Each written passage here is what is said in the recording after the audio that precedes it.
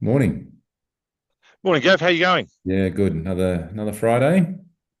Yeah, another interesting week in the markets. Trumpy's got trade deals going on everywhere from the sound of it. Trade deals, big tech reporting, reserve banks talking. It's been a big week. Certainly has. It looks like probably not going to see a rate cut next week. I think that'll disappoint some people, but CPI was just too strong. Yeah, it was surprising how strong it really was. I think the interest rate's going to be kicked down the road quite a way now. I don't even think the one after that's baked in yet, so we'll have to wait and see. Yeah, very true. Very true. Right, mate. Well, I thought this week we might just do a bit of an option sort of 101 just for any new subscribers and also people to refer back to in the future, just to learn about things. The strategy we recommend, it'd be good to have a bit more detail. So I know you've done a slide pack for us, which is great to have as a reference for everybody. Yeah, I Just think look at it. hopefully that's come up on the screen there now. Yep.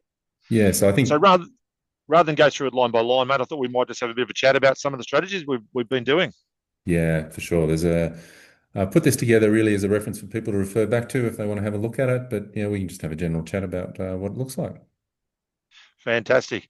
Right. Well, let's talk about covered calls as one we put out from time to time. And I know it's something you do for quite a lot of clients where you're helping them manage their portfolios. So do you want to just talk us through the strategy and the mindset when you do look at a covered call trade? Yeah, so when clients set up a portfolio, I go through an exercise of selecting a series of stocks and make a recommendation for them and put some price targets on it. Now, when it gets close to those price targets, it probably hasn't got much upside left, and it's a good time to think Yep. about selling calls for additional income.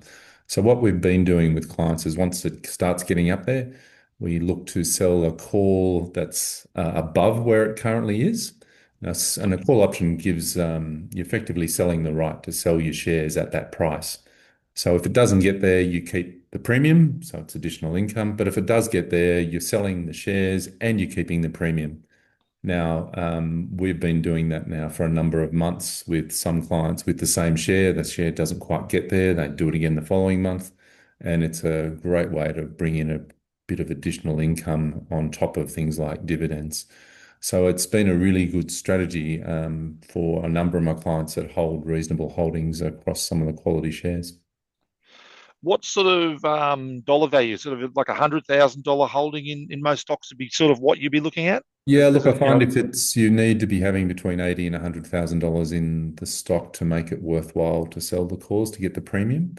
Yep. And you're getting an extra anywhere from $1,500 to $2,000 a month on that one holding, which adds up pretty quick when you do it for a number of months. And you got to remember, Yeah. if you do get exercised, you're selling your shares well above where you bought them, so you're profiting on that as well. I'm reluctant to recommend selling calls when you've only just first bought them, unless you're trying to collect a dividend as well. But it seems to be working pretty well for these clients. Excellent. And so, we take a bit of an example, say a stock like a Fortescue, around $21. You could write, say, a 21.50 call if you'd bought the stock sub $20. And if you went out about a month, you're probably picking up about $2,000 or $3,000 in premium, aren't you? Doesn't take long for that to add up when you do it for a few months in a row as additional income. It's that's generally what the clients have been collecting. Same with likes of the banks, anything with a little bit of volatility, you're getting pretty good premium. Yeah, fantastic. And as you said, if you're getting a good yield already out of the dividends, the option call premium can pretty much double that dividend yield if you play it well over the 12 months. We had some clients with ANZ that nearly did it for, well, it's actually Fortescue, sorry. They did it with Fortescue for 12 months. They were able to continue to roll their calls out every month. And it Yep. was, collecting a couple of $1,000 every month. That's 24 odd grand on top of the dividends on 100,000. It's pretty good premium. Certainly great return. Yeah. Wow. Fantastic. Righto. Well, so that's obviously the covered call. Definitely a great strategy. And it's a good strategy for someone that rather than just being a buy and hold investor, this is actually a lower risk strategy because you're getting that premium in, which is offsetting or lowering your initial purchase price if you start to look at it from that side of things. Yeah, I mean, I often refer to this as let's make your shares work a bit harder for you. They're sitting there, they're at your target price or above where you bought them. It's certainly worth, let's make your shares work a bit harder for you. Yeah, a great strategy. And look, it's something we should be using more. A lot more clients should be doing this. As I said, it's a very low risk strategy, and in many cases, it's a lower risk strategy than being that long only investor. So I think more and more clients should be looking at it. So you've got a bit of stuff there in the notes, which people can certainly go through and read to pick up a bit of the finer details about what we're talking about.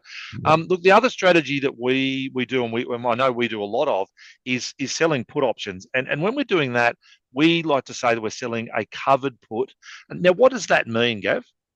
So when you're selling a put, you're effectively trying to buy a share at a lower price. So a put is an option to sell a share at a certain price. So if you're selling a put, it means you're going to be buying it if it hits that price. So generally, you look where a share price, where you're happy to buy a company a little bit lower where it is, you might sell a put, but it's important that you've got the cash to cover it. So we say cash covered puts because if you do get exercise, you're buying those shares. So we make sure the money is in the account beforehand. Quite often, clients do it for a bit of additional income as well, but it's also a Yep. way to get into the stock at a much cheaper price because if you're exercised, you get to keep the premium and you buy the shares at the target price. Yeah, definitely. A couple of great sort of ways I see with it. It's a great portfolio builder. If you've got a stock that you're watching, we can just run with a simple example of BHP. It's around $43.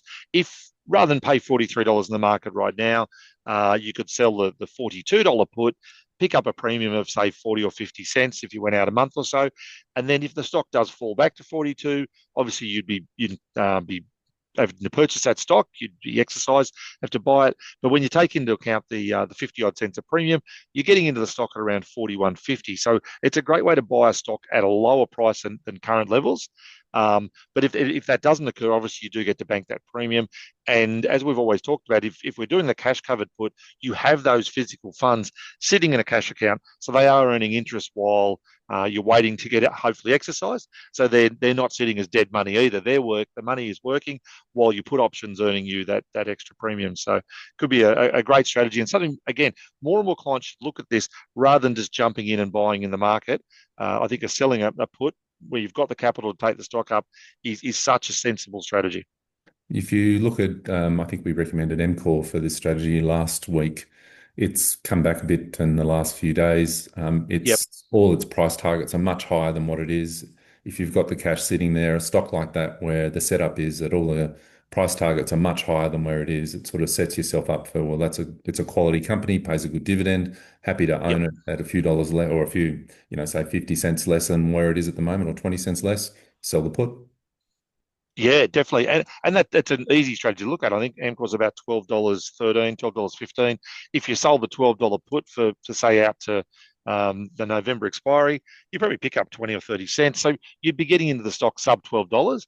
And as we mentioned last week, its targets are, I think they're in the $16 range, aren't they? So Yeah, all definitely some different upside. quality stock. But that's the sort of setup we look at when we're recommending selling puts as a stock that's been beaten up for no good reason other than, lack of interest. And Yep. but the all the brokers and all the research companies are putting high targets on it. The setup's there for that for sure. Yeah, definitely, definitely.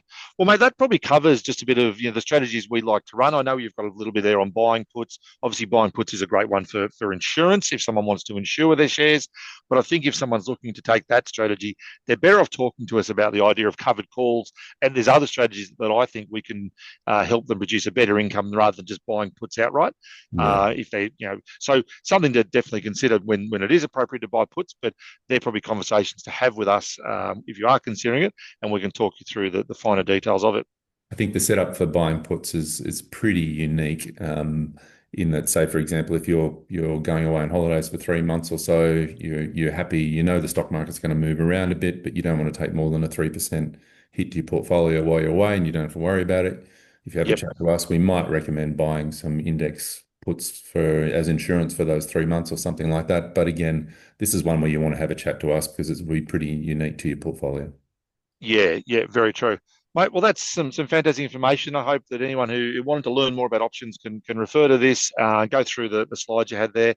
If not, give us a call. Either of us are available to chat through the strategies, talk about unique portfolio situations, and hopefully get more people utilising the option market. There's also, if you go to our website, we've got a number of blogs with examples. There's we've actually written a little ebook that talks through some real examples that clients have used. So there's plenty of resources there, and now you've got this one as well.